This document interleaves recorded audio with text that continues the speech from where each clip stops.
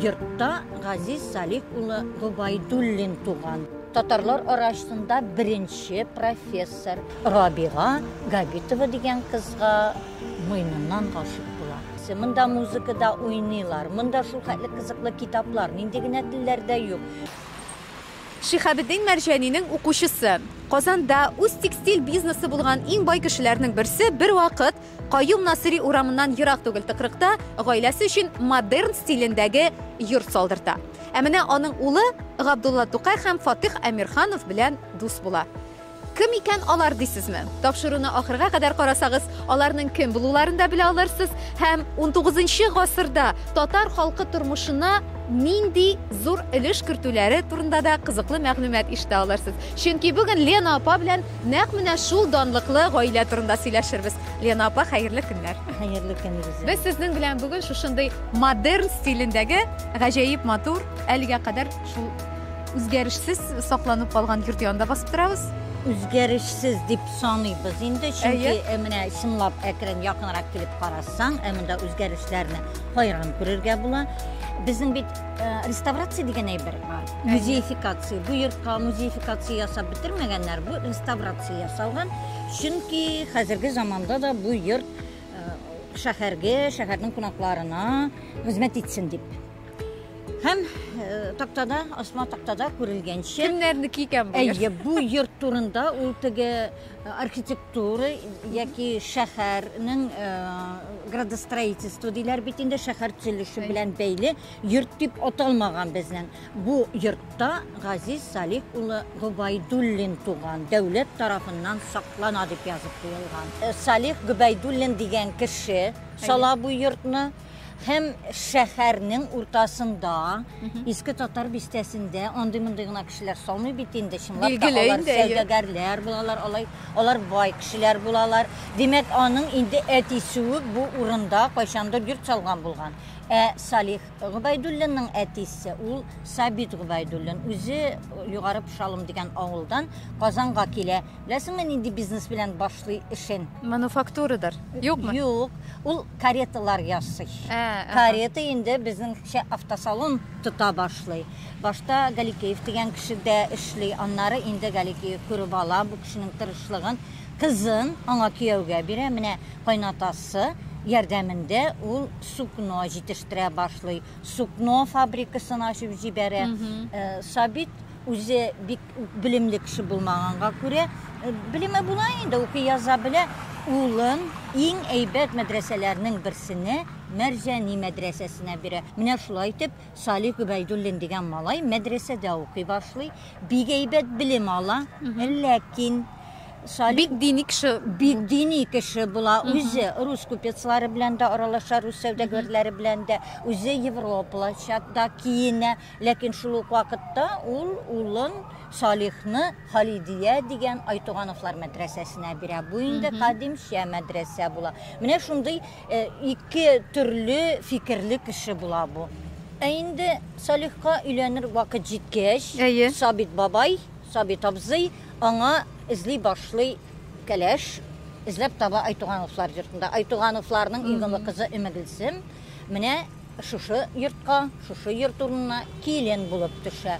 Ул инде килен булып төшкәндә бу йорт торгандыр дип уйлыйбыз. Аны 19-нчы гасыр ахырында төзелгән йорт дип саныйбыз бит инде. Һәм дә Өмегелсем белән Салихның бер артлы балалары туа, ләкин алар арасында өчесе генә исән кала. Бу Газиз Губайдуллин, без белә торган тарихчы Газиз Губайдуллин, һәм аларның тагын бер уллары Абдулкадир, кызлары Мәрьям. Ләкин шуны бүлдереп әйтим әле, Лена апа, Гөлсемгә бик ерак барасы да булмаган бит, әйме? Йортлары монда гына булган. Бу безне караучылар өчен безнең әле менә алдагы тапшыру нәкъ шул Айтугановлар гаиләсе турында иде. Әгәр дә кызыксынсагыз, аны да күтәреп карый аласыз.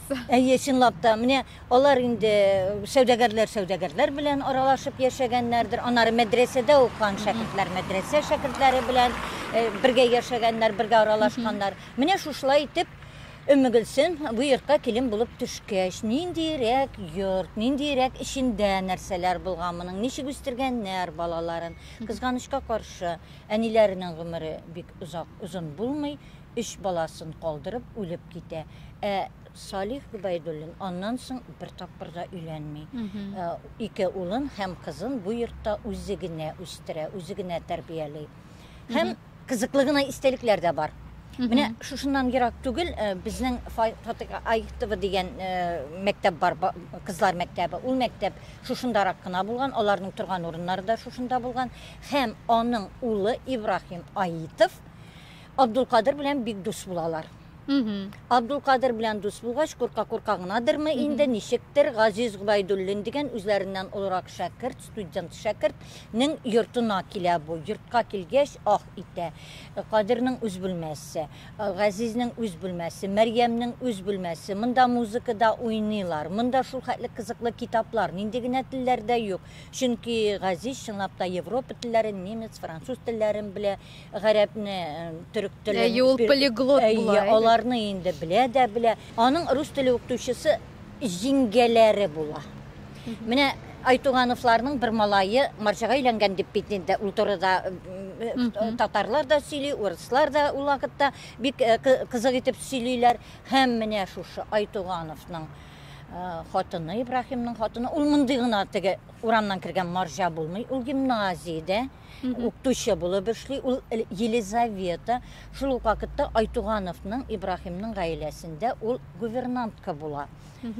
Әниләре үлгәч, Ибрахим шушы гувернанткага өйләнә. Һәм тетя Лиза, ул җиңги була Газизгә. Тетя Лиза Газизне рус телендә менә чынлап, тәмләп, дөрес итеп, камил итеп сөйләшергә дә өйрәтә. Үзе әле тарихчы гына түгел, әле ул бик кызык итеп кыска гына әсәрләрдә яза. Аны мин атар идем урысның зощенкысы шикелле, безнең татар зощенкысы дип. Аның кыска хикәяләре, бит ярымлык кына хикәяләр, һәм алар татарның тормышын шундый итеп сүрәтләп бирәләр. Менә хәзер алда спектакль итеп күрсәт. Бәлки шуңа күрә дә ул Габдулла Тукай һәм Фатыйха Мирханов белән шулай дуслашып китә алгандыр, әйме?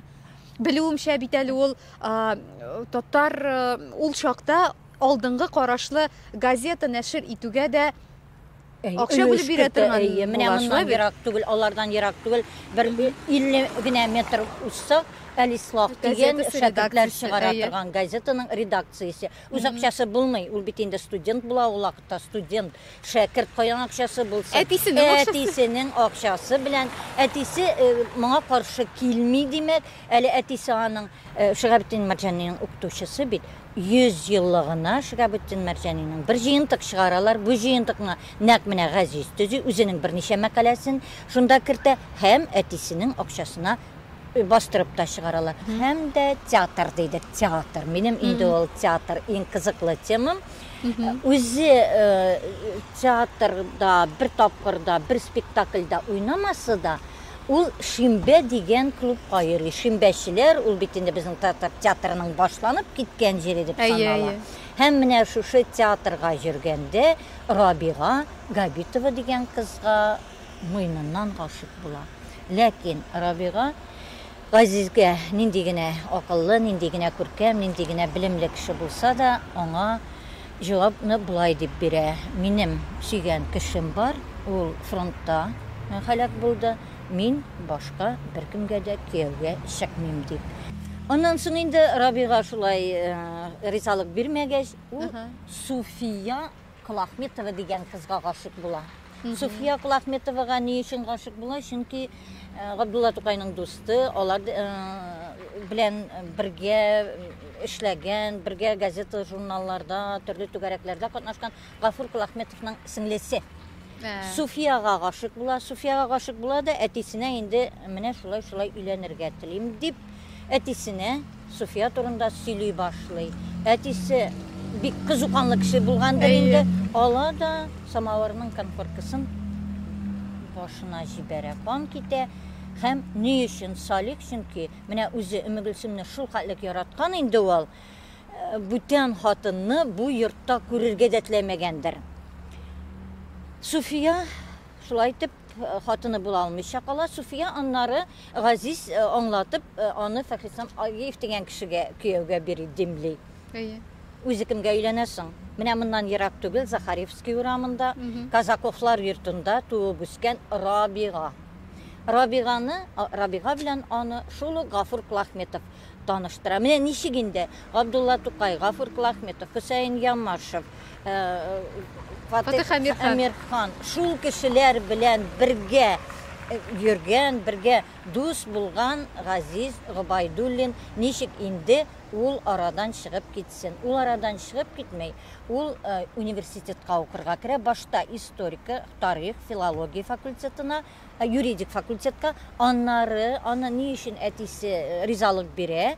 Чөнки юрист булыр, эшне дәвам иткәндә ул бик кирәк булыр. Аннан инде ул күчә тарих белән кызыксынып китеп, филология, тарих факультетына. Менә шулай итеп татарлар арасында беренче профессор һәм Җамал Вәлиди аны татар гыйлемен дөньяга күрсәткән кеше дип атый. Ул бит Казанда гына эшләмәй. Мәскәүдәге Мәскәү университетының штаттан тыш профессоры була. Бакуда университетның профессоры, доцент, архив эшен гамәлгә куючыларның берсе. Үзбәк тарихы турында ул диссертация яза, докторлык диссертациясе. Димәк, Үзбәкстанда да аның эзләре калган. Менә шулай итеп, Газиз Гобайдуллин безнең тарихта бик тә зур эз калдырган кеше. Ләкин бит әле аны Үзбәкстанда ялган донос белән аның үстеннән чыгып, аның язмышы бик аянычлы тамамлана. Үзбәкстанда менә ул анда бурлык урлаган, бурлык күрсәткән дип, аның өстеннән килә шундый жалобы донос. Ләкин ул аның бер фамилиядәге кешесе генә булып чыга. Аның язмышына килгәндә, чынлап та бик аянычлы язмыш. Ул нәрсәгә Бакуга китеп бара, монда инде бик куерып китә эшләр, Солтангалиев эшләре, Идел Урал штаты, һәм анда киткәч бәлки аның турында онытырлар дип уйлый. Ләкин аның турында анда да онытмыйлар, һәм дә нинди генә аңа яла якмыйлар. Ул бер юлы Төркия, Германия, Япония разведчиге. Бер үк вакытта ул конституцион монархияны ясарга тиешле кеше, бер үк вакытта ул Идел Урал штатын оештырырга тиешле кеше була. Һәм аны инде менә шундый гаепләр табып кулга алалар. Кулга алганда ике малае кала, Сәлман һәм Микаил. Менә шушы Сәлман һәм Микаил бик кызыклы истәлекләр калдырганнар. Һәм нәсел дәвамчыларына килгәндә аның оныкчыгы булып чыга инде бу Эдуард Сальманович Кульпин Губайдуллин дигән кеше, ике фамилияле. Чөнки Сальман әтисен, әнисен кулга алганнан соң шулай ук Елизавета дигән бер кызга ирләнә, һәм фамилияны балалар менә шулай аларның фамилиясеннән авырлык күрмәсеннәр дип Кульпин дип фамилия бирәләр. Аннары инде ничек үзгәрткәннәрдер аны. Һәм бабасының эшен дәвам итеп, менә бу Эдуард Сальманович Кульпин яңа төрле дисциплина уйлап чыгарган кеше. Социо-естественный тарих дип атала ул. Безнең җәмгыятьнең һәм табигатьнең ничек итеп берләшеп алга баруы. Һәм аның кызыклы бер моменты бар. Семипоколенные связи дигән. Татар бит 7 буынының тарихын белде. Менә шушы геннар аңа ниндидер тәэсир ясаганнар дип уйлыйм. Менә бит нинди кызыклы, язмышлы кешеләр, никадәр серләр саклана менә таш йорт диварлары эчендә шулай бит.